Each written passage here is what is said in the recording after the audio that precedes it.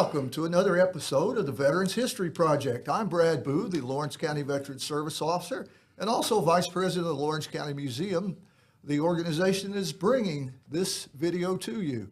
Along with me today is my co-host, World War II bomber crew member, Lee Hutchinson. Lee, thanks again for being here. Thank really you very appreciate much. it. Glad to be in. We have two special guests with us today, both Vietnam veterans, one from the Navy and one from the Army. If you two would introduce yourselves. My name is Bruce Rose. I'm a 20-year Navy vet. I did one wartime cruise in Vietnam and then followed that up with a peacetime cruise. Thank you for being here, Bruce. We Thank really you. appreciate it. I'm Robert Randall. I enlisted in the Army in 1969, spent 20 months in the Army. 12 of that was in Vietnam, and I'm glad to be here, part of this. We really appreciate the service that both of you two performed during the Vietnam War. It was a serious war, and I don't think the veterans of Vietnam got the thanks that they deserved. But I want to issue a thank you to you for your service, because as a younger veteran, I truly believe that it was the Vietnam veterans that stepped up and said, we're not going to be treating veterans the way we were treated when we came home. And that changed immensely, and I think we're seeing that now. I think it's a direct result of the work of the Vietnam veterans saying it's not going to happen to another era of veterans. And so thank you for doing that for the younger veterans. We really appreciate that. Bruce, when did you go in the Navy? I enlisted in 1967, June of 67, and did my 20, retired in January of, well, actually, technically in March of 87. Okay. What are some of the assignments you had in the Navy? Oh, you've asked for it now, Brad. I'm gonna take this off and show you. I see the Lady Stars basketball. For one thing, this coat's getting hot. I'll take this off and show you where some of the places that I've been. Oh, okay. These were the I see that one sleeve there, got all kinds of flags on it. These were the squadrons that I was in, and the flags of the various countries that I got to visit. That was great. And this is all the bases that I was attached to at one time or another. And of course, you see on there 3 carriers. But I'm going to take that back off and. We can get a picture of that later on. Okay, And that's Joe fine. can put it on in with the video. Yeah, there. great. That'd be great. I just need to. Oh, it's getting warm. It was getting warm. Well, I can understand it. That's like a letterman's jacket. That's exactly what it is. I decided I wanted something to show all of my military service, so I've got something big. And it will also keep me warm in the winter. And which ship were you aboard when you cruised to Vietnam? USS Coral Sea. It was then a CVA, which stands for Carrier Attack. They didn't have anti-submarine squadrons on board then, but yeah. Didn't Coral Sea. anti-submarine in Vietnam. I don't think the North No, Vietnamese North had Vietnamese it. didn't have submarines, I don't think.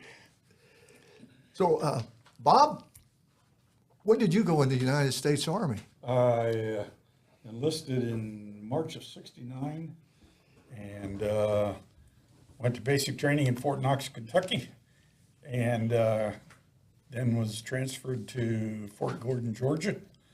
And while I was in Fort Gordon, Georgia, I just wanted to see the world, and I put in my papers to volunteer for Vietnam.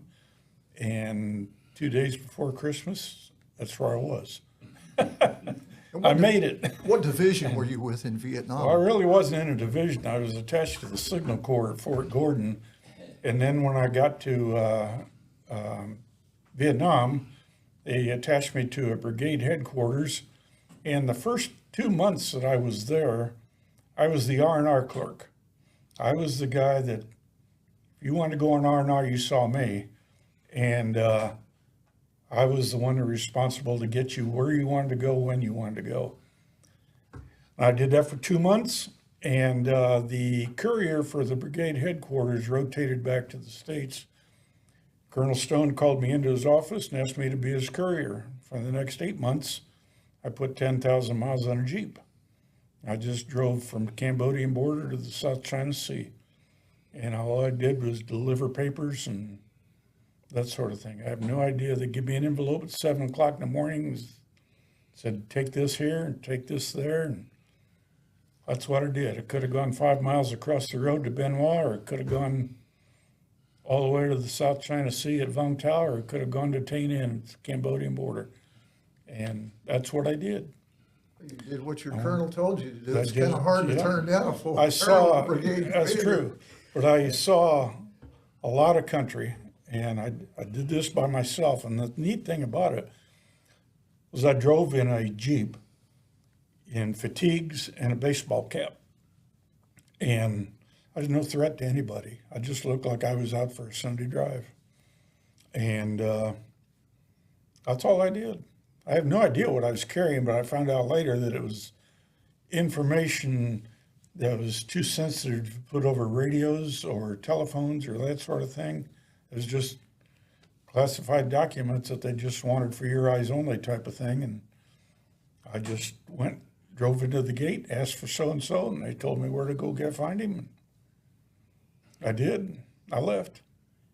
Good thing the enemy didn't know what you were transporting. You'd I been in just- serious I don't trouble. know. They just told me. Did you even carry a rifle with you? I had an M16 between me and the seat, and I had a 45, and never shot either one of them. I qualified with an M14 in basic and an M16 the week before I went to Vietnam.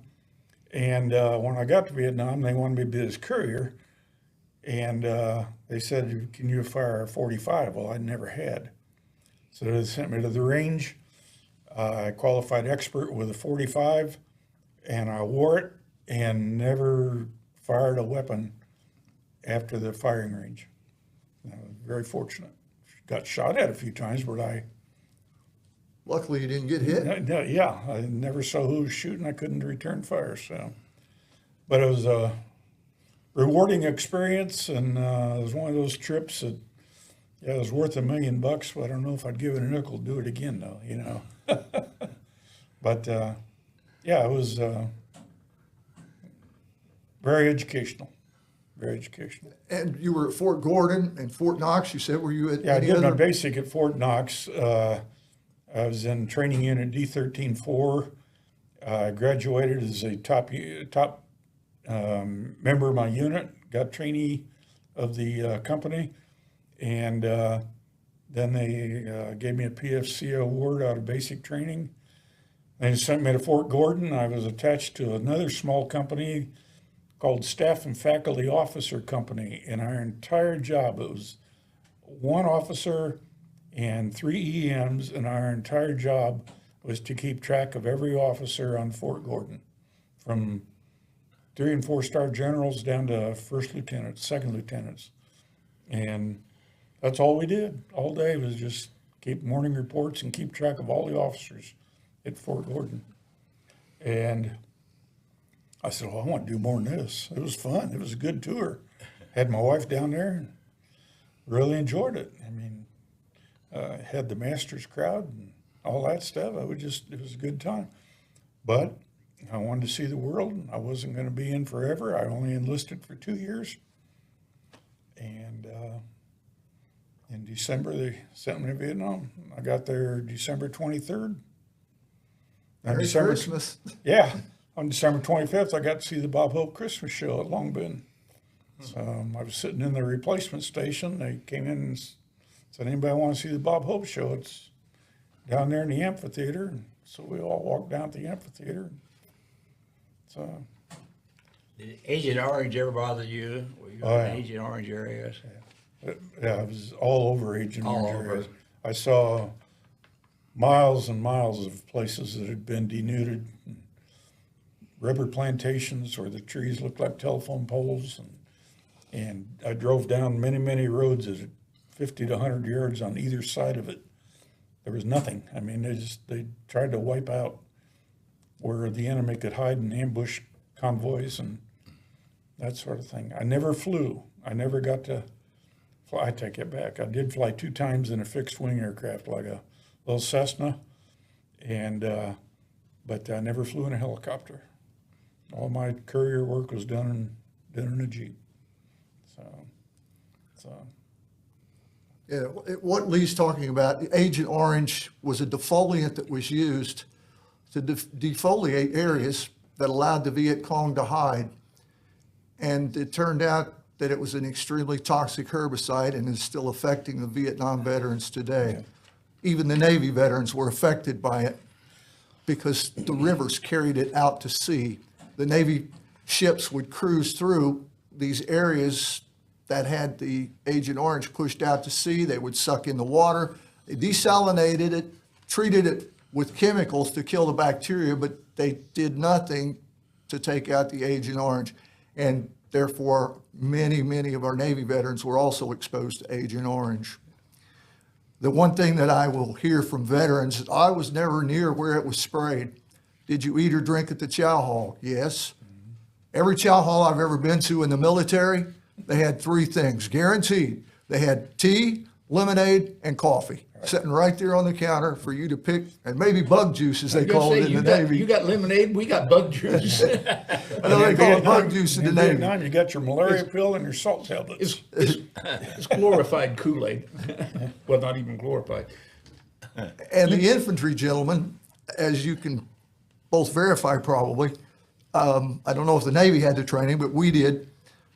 If you were out and you ran out of water, you would have to find a water source, whether it's a spring or a lake, and you had a little white pill you drop in your canteen, and you would shake that canteen till it stopped rattling. Then the water was purified to drink. It killed the bacteria, but it didn't take the Agent Orange out.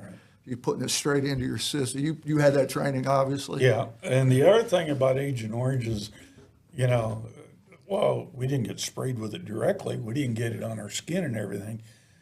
When it lands on everything. And it lands on your trees, it lands on the roads. And 90% of the roads I drove on were dirt. Correct. Well, you've got a lot of dust. Well, there's Agent Orange in that dust. And everybody that's in a convoy is sitting there breathing all that dust. So I did have a heart attack in 2012 that they attributed to Agent Orange exposure, and they give me a 30% disability. And then in 2016, I had cancer. And 2020, I had a stroke. And so the VA's been very good to me. They've taken real good care of me, but it has been attributed to the Agent Orange exposure. They know they made a mistake, and so they have to rectify it. Right, that's true. Get the benefits of it. Yeah. I'm sure they knew what it was going to do. I don't know if they did. Well, I knew they knew it was going to defoliate They things. should have That's known what it was gonna supposed to affect do. a human if it affects them both. Right. Didn't know it was going to affect all of us. So. I just think about the poor Vietnamese that don't get the treatment that we get. They just have to live and die with it. I guess that's all you can say. So. I would ask the audience if you know any Vietnam veterans that are not receiving VA benefits. They were exposed to Agent Orange. There's just no way around it. If you served in Vietnam, you were exposed to Agent Orange. True. The thing that I would point out is you can go online and just simply do a Google search, Agent Orange related diseases. It comes out, there's a whole list of them, too numerous to mention during this broadcast. But I would ask people who are viewing this, if you know Vietnam veterans, make sure they get enrolled in the VA healthcare system. The VA will look for those diseases specifically. What Bob's talking about, the heart, it's called ischemic heart disease. Right. It's presumed to have been caused by exposure to Agent Orange. Right. Diabetes is another one that is presumptive. Like I said, there's just too many to list, but I would definitely ask people to look it up. That's the one I've got, diabetes And a lot of skin cancers. and thyroid. They're numerous. Yeah, all of that, Numerous. all kinds of them. But you can easily find it with a Google search, Agent Orange related diseases. So, Bruce, how many different ships were you on? I was on 3 different aircraft carriers. The Coral Sea during Vietnam, the USS Kitty Hawk during the Iran hostage crisis, and then few years after that, the USS Midway, which was home ported in Japan.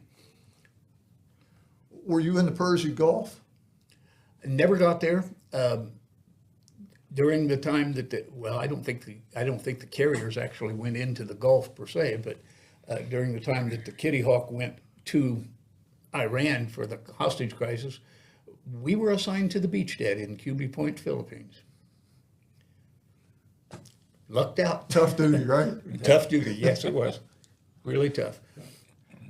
Did you have any beach duty, Bob, when you were in Vietnam? I know there was a lot of beautiful beaches there. Didn't get any beach duty, but I did get 3 in-country R&Rs. Okay. I got one 4 days in Vung Tau, and then I got 2 weeks in China Beach in Da Nang. And it was relaxing.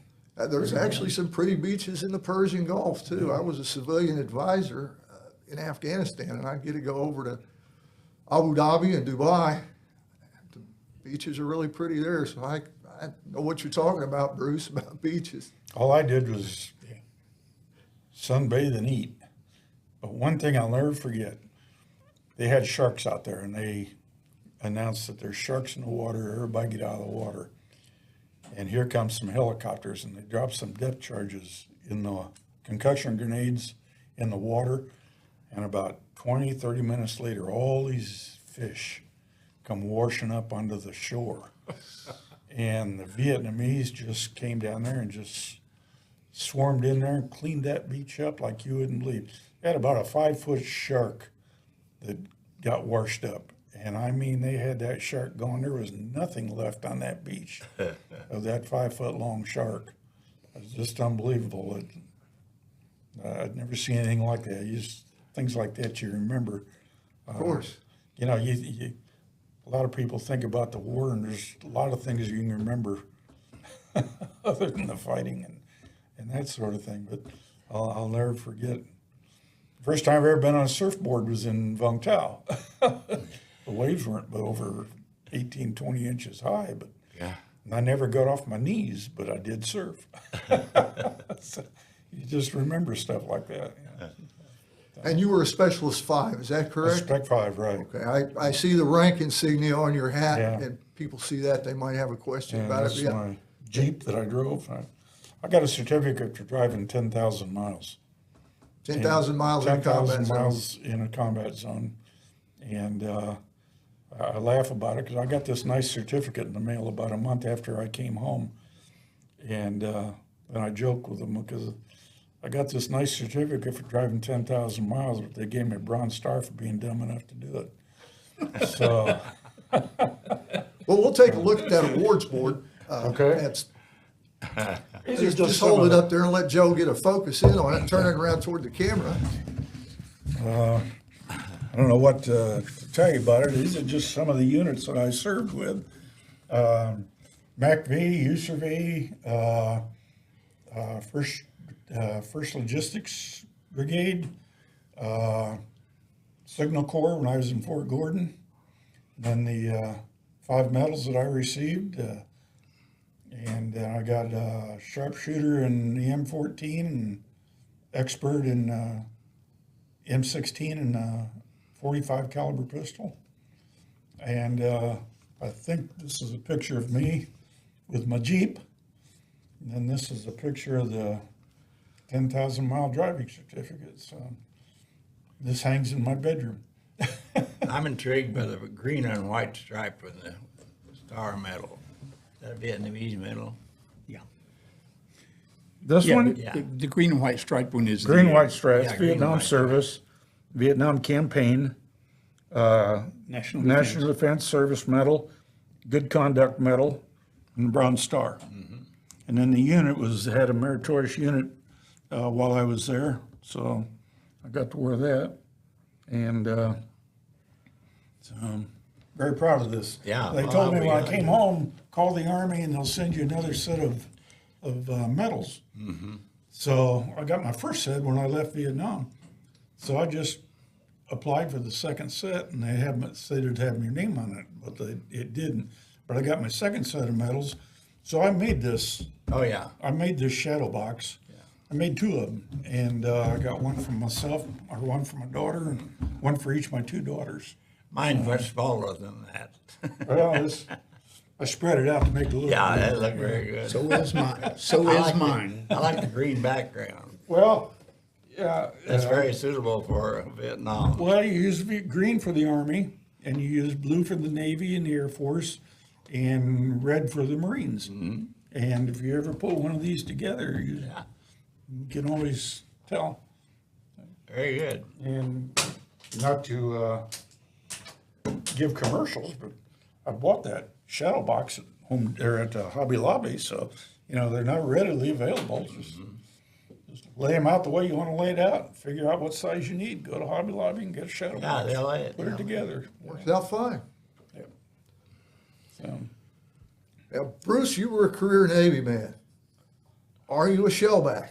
Yes, sir. I saw the Australia patch, and so I was Yeah. gonna, I got the shellback patch right there on the Yeah, we want to get that jacket. on the front, right there.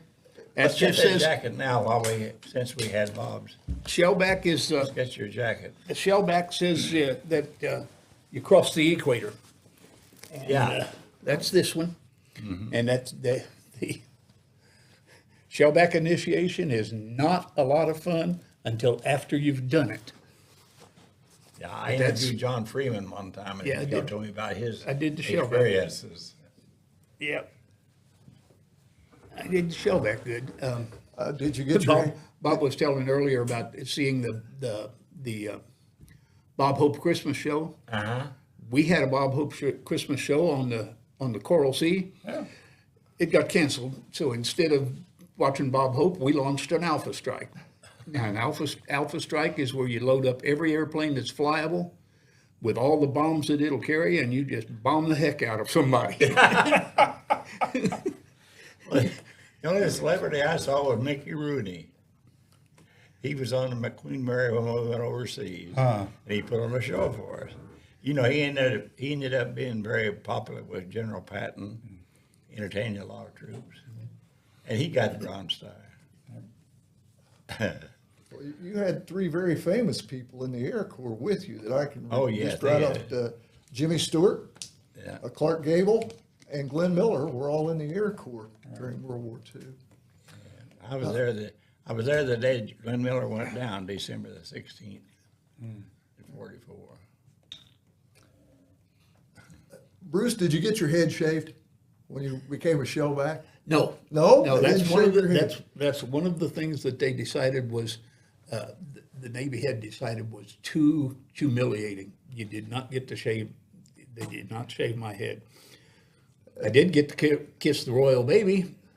They take the fattest guy on the ship, and well, now I might qualify for it. But they take the fattest guy on the ship and they smear his belly with grease, axle grease, and garbage, and you got to kiss that baby on his belly. Oh. Yep. And he'll reach out and grab you by the ears and just rub it all over, rub your face all over through that stuff. You said got to or Yep. had to? You have to kiss the royal baby. You want yes. him to turn around and go back over the equator. Yeah. Yeah, that was a lot of fun. Another thing that they eliminated was the shillelagh line, where they would take the fire hoses and you had to go through the line, and they'd hit you hard. Oh, yeah. Some guys were coming out of it with bleeding backs, and it'd be 2 or 3 weeks before they could go back to duty. So the Navy eliminated that. I read Don Rickles, the late comedian. Yeah. He was in the Navy during World War II, and he talked about they shaved his head. My personnelman chief got to dress up like a 19th century Navy admiral. He was Davy Jones. Oh, he did. Yeah. He was every bit of 5'4", you know. and this suit that they had the pants were like 6 inches too long for him, but he looked good dressed up like that. Yeah. That was kind of funny. So what other Navy stories do you have like that? Did you get to do any initiations after you made your You know, rank? No. No? Because I was, well, I mean, other than tacking people's crows on for them, whenever you get an advancement, everybody that was senior to you could tack it on for you. They'd just punch you in the arm.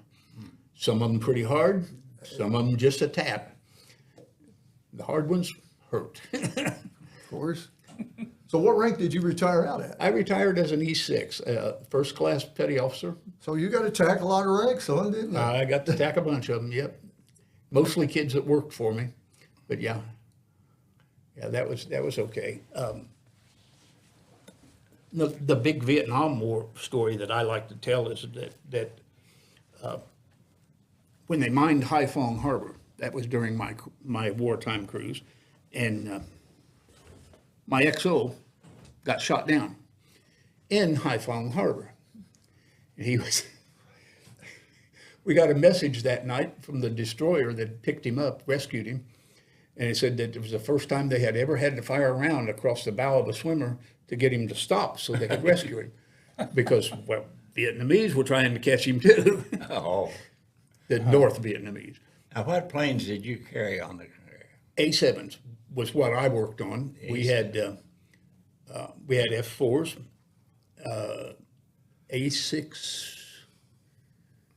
A6Bs, I think. Big old ugly thing, looks like a mosquito with a big hook sticking out of the nose. That's an A6. And we had a Marine A6 squadron on board during the war. The next cruise we had a Navy A6 squadron on board. Later on in my career, when I was on the Kitty Hawk and the Midway both, we had F8 or F14s. How many did they usually have on that ship? Our squadron carried 12. We had a sister squadron, same type of aircraft. They had 12. The A6s usually had like 20, but the A6s could be used as tankers too. Well, they had tankers. And then we had EA6Bs, which were A6s with electronic warfare equipment on them. We had a couple of helos, H6s, SH6s. That was our anti-submarine stuff, just in case. But they'd go out. I don't think they ever found one, but, or at least if they did, I didn't hear about it. Now that hook you're talking about, Bruce, was that the refueling? That was the nozzle? refueling probe. Yeah, Okay. yeah. I thought that might be. Yeah, it was permanently out on the A6s. On ours, it would fold into the side of the aircraft. On the F4s, it folded inside. Refueling, was that done by gravity or was it by pumped into the plane? They would do both Oh, okay. because generally speaking, you are up here, the refueling tanker's up here. Up here, right, that's why I asked. And the one is below it. Right. Now I think the newer ones, the KC 135s have been retrofitted with the pump, as I recall. Okay. And so has the KC 46, which is the refueling tanker the Air Force has now that is built on the 767 frame. The Boeing 767 passenger jet, well, they just refurbished that airframe and it's a tanker now. So they do use both. Yeah. And But- the one you're talking about, it was probably a basket that came down and they I was going plugged the to probe into a basket. Navy aircraft cannot use Air Force refuelers, or Air Force tankers. The Air Force uses a probe that plugs into a hole Yes, in the thing, and the Navy has the probe that fits into the basket. And if you miss, you get sprayed with fuel all over the outside of your airplane, and they have to wash the plane when they get back. we hope that the fuel doesn't get ingested into the engine. Oh, yeah. You got a Yeah. real problem. Yeah. Yeah. So, did you do many flights on any aircraft? Never got to fly once. They never let you fly. Never got to fly once. I thought about one time, one of my re-enlistments, that a lot of times they would let you go up in a, we had a trainer version of the A7, and you would sit in the back seat, and the officer that was re-enlisting you would sit in the front seat and actually fly the plane. But by that time, I decided, no, I didn't want to do that. A lot of the crew chiefs in the Air Force would take them up on the airplane as a reward for being a good crew chief. Yeah. And if it was like an F4 and you're out in an area, they would take you supersonic. You could be telling, I flew faster than the speed of sound. But you never got to do that. Never got to do one, never got to fly. I know those jets you named, several of them could go supersonic if they wanted to. Yeah, ours was classed as a transonic aircraft. It couldn't go supersonic unless it was in a steep dive. And then it would just barely break Mach 1, 720 miles an hour. And but he had to be in a really steep dive to do it. But we carried a lot of bombs. That's what an A is designated. If it's an F, that means fighter, A means attack. So that's how you can tell the difference in the aircraft. Now, you got the 18s now, they're FA-18s. You can use them for either or. Bob, did you ever fly in any attack helicopters or anything, or No, was just transport helicopters? I never got in a helicopter. Oh, okay. That's flew- right. Cessnas. I flew 2 Cessnas from Benoit to Tainan, which is about a 60-mile flight.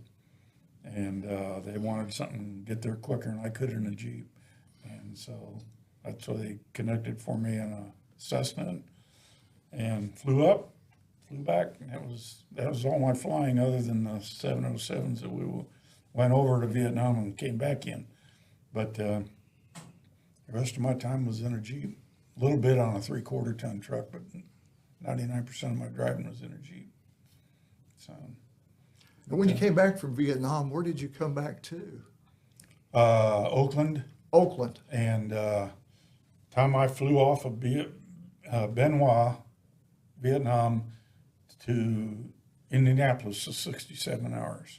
67. So totally processed out, and in the front seat of the car with my wife in 67 hours. Yeah. It's amazing. She picked me up at the airport at 6:45 in the morning.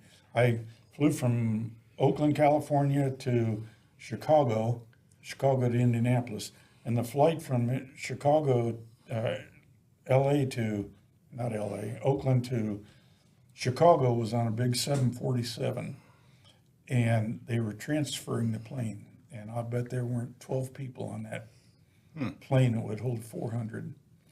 And I got to walk. I just asked the flight attendant, I said, can I look around? She said, yeah, just make yourself at home. There's nobody on here. So I toured the whole plane by myself, went over and sat down, and slept all the way to Chicago. Then I hopped on a short flight from Chicago to Indianapolis, and 6:45 in the morning, I called my wife from Chicago, and she got to the airport just about the same time I did. And what time of year was that? 2 days before Thanksgiving in November. So it was cold. That's what I was getting ready to say. Very cold. You came from a tropical location, 100 degrees and humidity. First year I was home, it was miserable. I mean, I was running around with 3 layers of clothes on, and my wife was running around in a 2-piece bathing suit trying to keep cool. Because I had the heat cranked up to 85, and it was unbelievable. I was miserable. But then when summer came, and you mellow out, you begin to get out. But you go to Vietnam in the same way. I left Fort Dix, New Jersey, and it was 10 degrees at Fort Dix, and then, 20 hours later, you're in Vietnam at 95 degrees, and it's just the reverse. So, I know exactly where you're coming from. I'm still that way after Afghanistan. yeah. People will see me July, August. I was a civilian in Afghanistan, but the heat affects everybody the same way. Shirt and tie, middle of July here in Indiana, not even a sweat. Right. So I know exactly where you're coming from, but let the air conditioning kick on, I'm freezing. Yeah. Well, when I left Indianapolis to go to Fort Dix, they told me they took all my military stuff away from me when I left Fort Gordon. And I went from Indianapolis to Fort Dix in civilian clothes. When I got there, they issued me winter clothing. I had wool pants. I had a wool green dress jacket, buff colored or the beige colored shirt, tie. That's when went to Vietnam in. And I sat in a replacement station like that for 3 days. And it was miserable. When the sergeant came and picked me up, take me to my assignment, the first thing they're going to do is get you over to the headquarters supply and get you some fatigues. And that's when I started wearing Vietnam jungle fatigues and boots, and because I went over in street shoes. But why they would send me over that way. Then when I came home, I had on khakis. And we went to the Philippines and then to Anchorage, Alaska. When we got to Anchorage, Alaska, they made us deboard, and we had a 20-minute walk from the plane to the terminal. And well, November in Alaska. Anchorage, Alaska in November, that was a long walk. But Especially if you're wearing khakis. then wearing khakis. Then when I got to Oakland, then they gave us full green dress uniforms with all of our awards and everything on it. That's what we came home in. I still got mine hanging in the closet at home. So, but Did it's you just experience any anti people treatment from at the the public? airports. No. I was at the Chicago airport at 2:00 in the morning, and I was at the Indianapolis airport at 6:15 in the morning. And the little shops in the airport hadn't even opened yet, so there was nobody there. And I sat in the chair, and I was sitting there looking. My wife drove up, and I walked out the door and jumped in the car, and away we went. So, but you know, there's things like that. You don't forget things like that. It's just the way they dressed you. And why would they send you to Vietnam in winter clothes? Why would they send you back to the States when it's 10 degrees back to where you're going in khakis? You know. And when we're talking about khakis, it's a very open shirt. It's very light. It's short sleeve, Yeah. and you No probably tie. wore your green service cap with Green it. service cap, Yes. light pants, and no tie. Just, but you sure weren't dressed for Alaska or Indiana in November. Yeah. Well, in the Navy, you never knew where you were going to end up until you got out to sea. About the only place that you knew you were going, if you were on the West Coast, you would end up in the Philippines at one time or another. Yeah, and it was hot and humid there. When we were on the beach in August, it rained every day. It rained just buckets for half an hour.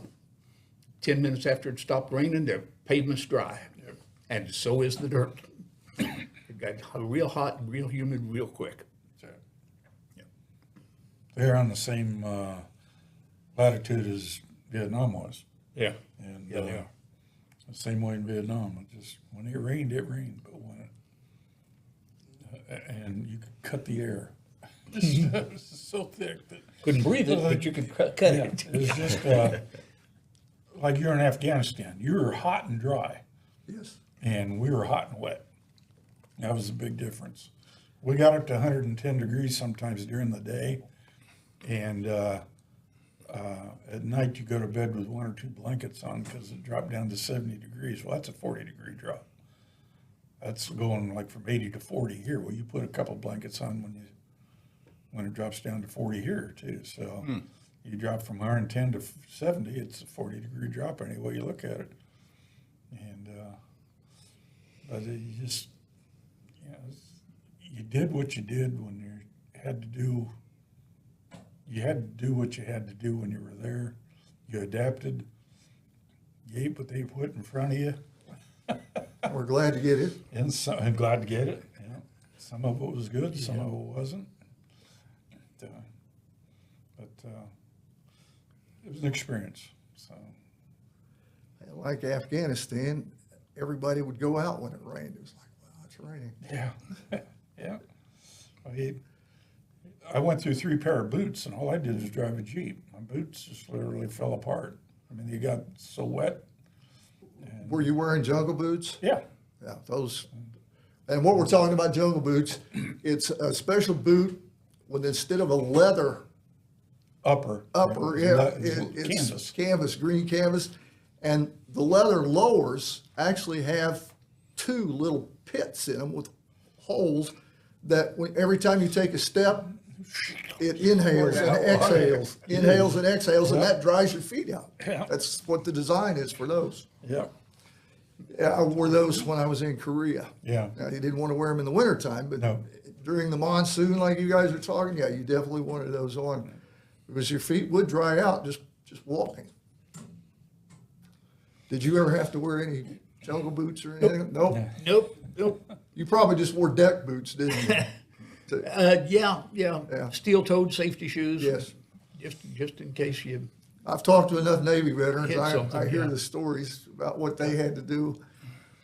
We had pretty good living quarters. I was assigned to a barracks that we had 10-foot cubicles with 2 people in it. And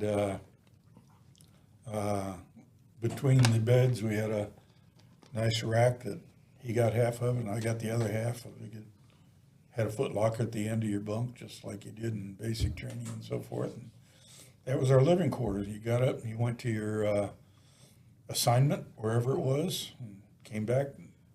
That's where you stayed that night. Got up next morning. We worked from 7 in the morning to 7 at night. And got time for lunch and time for supper. And you had breakfast before you went to work. And so they were long days, but you hope to get back in time to get a hot shower. A lot of times the hot water would be gone by the time 7:30, 8:30, 9 o'clock rolled around. Then it was a cool shower.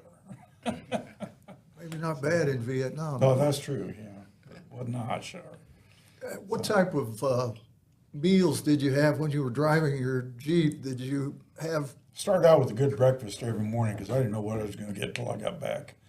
And had some snacks. I had fruit. You could drive through some of these villages and pick up a fruit or something like that, and did that occasionally. A bottle of water, a bottle of Coke. You never bought it that wasn't bottled. And just eat that on the way back. You didn't. Sometimes you could stop at another base if you had to. There was one time that I was on my way back from Plain Inn. They said, if you can't make it back to Long Bend before dark, stop and get off. Well, I had to do that at Coochie one time. And I went in, they said, we know what your situation is. Here's the mess hall, and then here's the transient barracks. Just go over there and find yourself a bunk, have a good night's sleep, get up in the morning. And I did that. Got back to my base, got the afternoon off, and turned around at 7 o'clock next morning, start all over again. But one night I spent on a different base other than, but food was good. I just, you carried a lot of jerky. We carried a lot of beef jerky, and that's a lot of times what you snacked on. Jerky was a premium on the carrier. Oh, too. was it? Yeah, my wife sent me a 5-inch diameter cylinder, about yay tall, full of jerky and bubble gum. There for a while, I was the most popular guy in the squadron. Everybody wanted to be on my good side because I had jerky and bubble gum. We had jerky in They didn't PXs where we were. Now, Bruce, what were your sleeping quarters on that ship? Just a little pull-down deal? As a matter of fact, yeah, we did have some that were canvas that you folded back up. They had a metal frame around. Most of them were what the Navy liked to call coffin racks. They were your locker was underneath your bed. You'd raise it up, and all your clothing and stuff was under there. On the Corals or on the Midway, those of you that have seen air ops on a carrier, when the plane comes in to land, they're trying to catch a cable stretched across the deck. Well, this cable's about that big around, and a tail hook would catch on that. They would try to get, there's 4 of these cables stretched across the deck. They would try to hit the number 3 cable. The machinery room for the number 3 cable was just one compartment forward from where my bunk was. You can sleep. And the cable was directly across where my bunk was. So they're trying to land above my bunk. And it's loud. I knew space was very at a premium on it. Yeah, did you know that you can jump straight up laying flat on your back?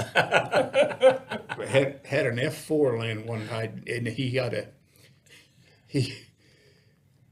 a hard landing. The deck came up just as he was coming down, and he landed. I thought that tail hook was in my face. I'm serious. It came right. Boom! I jumped straight up out of that bed, laying on my back. I didn't know you could do that, but I did it. It was scary. Yeah, space is at a premium all the time on any ship. Any ship, spaces, yeah. And the Coral Sea and the Midway, we'll comment on those real quick. Those were 2 of the most distinct carrier-to-carrier engagements during World War II, the Battle of the Coral Sea and the Battle of Midway. And he was on the 2 carriers. On the 2 carriers that were named for those, yes. Coral Sea was in May of 42, and Midway was June of 42. June 42. If anybody would like to see the movie Midway, that's very good It's movie. a very good movie, yes, Very it good is. movie, and true to life. Yes. Bob, when you were in Vietnam, you said you had to stop at different places.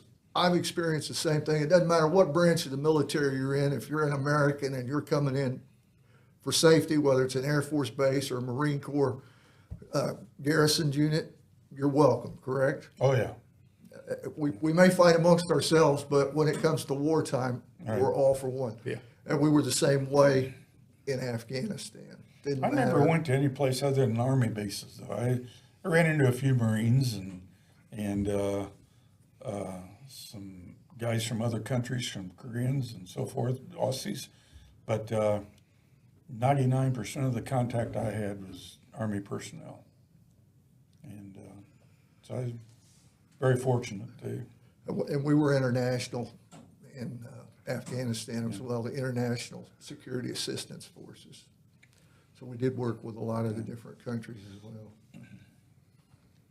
Matter of fact, we had a German unit come and pick up a improvised explosive device that we had straddled with our van. Oh, Straddled it. The Germans took care of it. Like I said, we were all for one and one for all over there.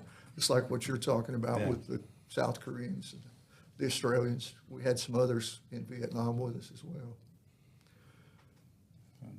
Did you work with any of the international forces while you were in the Navy? No? Nope. Cross branches, we had which cruise was that? On the Kitty Hawk, we had an Air Force pilot that was attached to our squadron, and you'll like this one, Brad. He said the toughest thing that he ever did was land on an aircraft carrier. It's a moving landing strip, and it's not just moving away from you, it's pitching up and down too. Yeah, it's and rolling. It's rolling back and forth and pitching up and down, and yep. He said that's the hardest thing that he ever did flying an airplane was land on an aircraft carrier. He said the first thing is finding the thing. You're finding a postage stamp in a bathtub, you know. Yeah, that would be. I've heard it compared to that. Yeah. Sure have. But the the people that I associated with from the other branches, great people, really were. We had the Marine A6 squadron we had on board.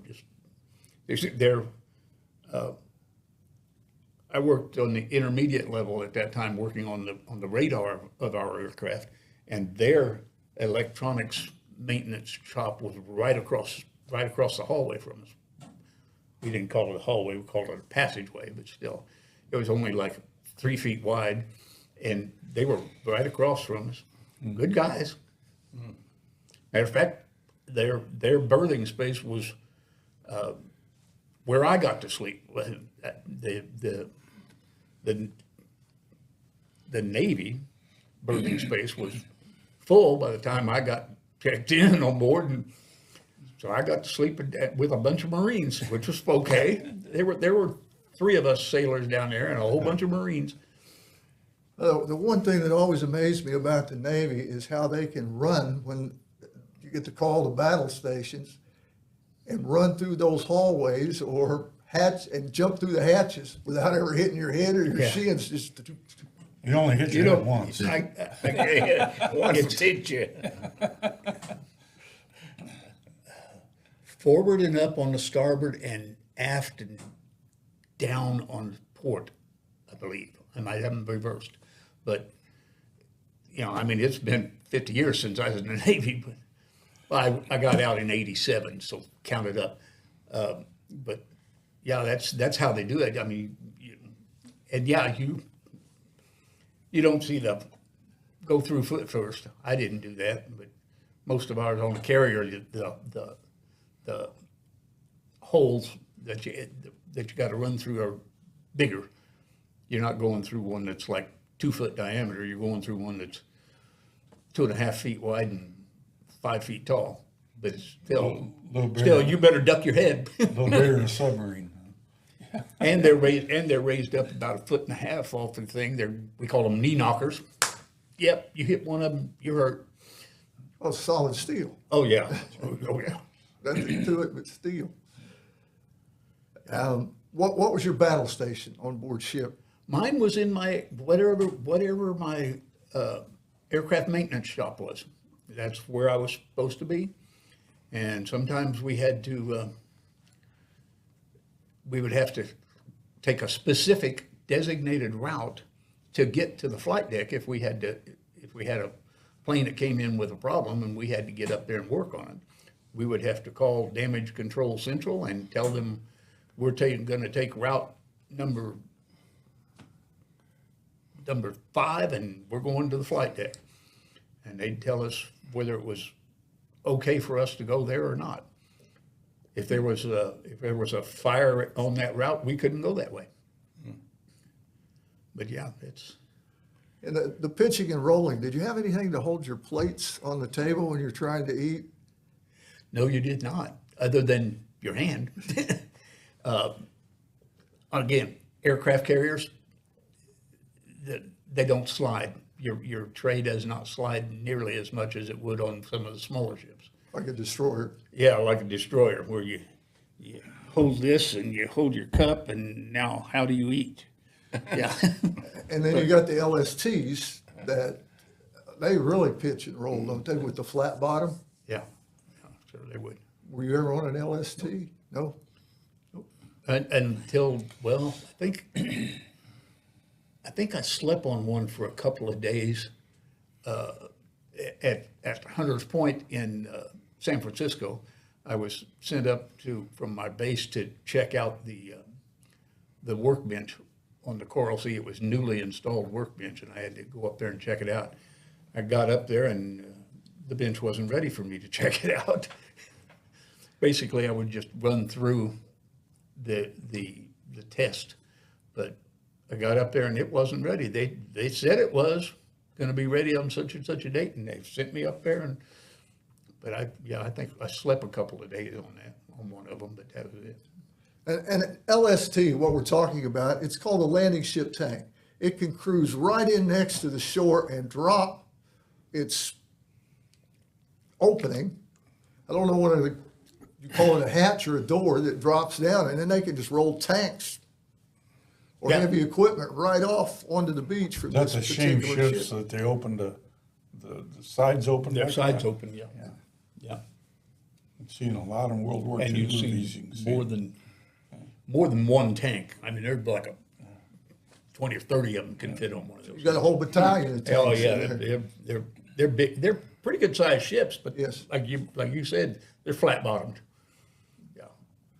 Yeah, the ones that I saw it lowered like that so that they could go down off that ramp onto the beach from that.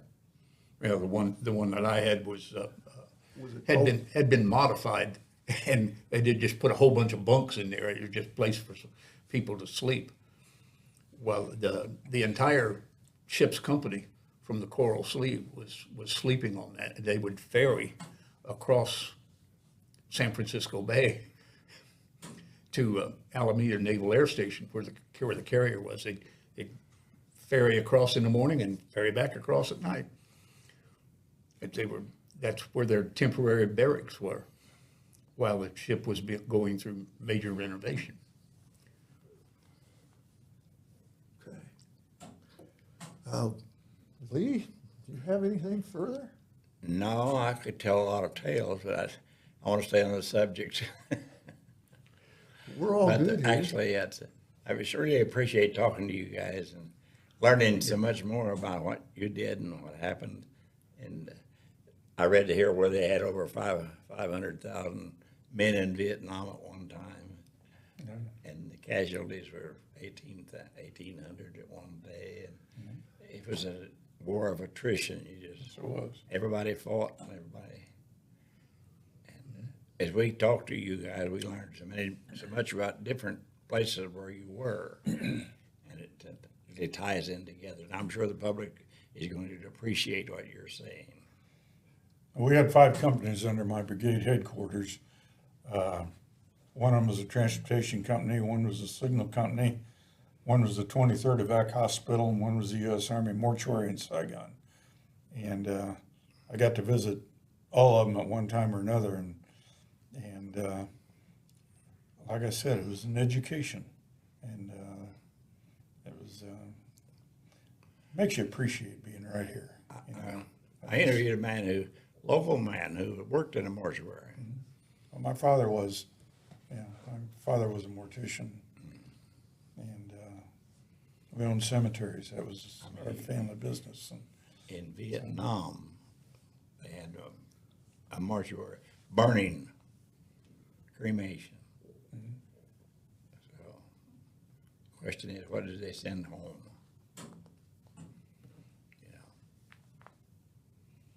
it was a very serious war with very drag out long, way political. And you're going to get. we could have won it if they hadn't hung us up, but we won our battles. They're having a major general speak. When is that? May the 26th? May 26th for Memorial Day, yes. Yeah. And that'll be good for Vietnam people. We did our part. We did what we were supposed to do, and if we'd hung in, politicians had hung in there another year. I think the North Vietnamese had hung it up and didn't want to lose anymore. But they lost almost 400,000 people. And, you know, we complain about the 59,479 that we lost, which is bad, but they lost 400,000. So 8-to-1 ratio, it's, you know, how much further could they have gone on? We just didn't want to lose any more. And I appreciate that. That was, you know, but. Was the Vietnam vets still meet us to Legion once a month here in Bedford? Mm-hmm. I've been there a couple times. Yeah. Yeah, that's good. Well, I want to point out one last thing as we close. Both these gentlemen are B&L basketball fans. You see Bruce with his Lady Stars shirt on. Bob's grandson plays on the B&L boys team.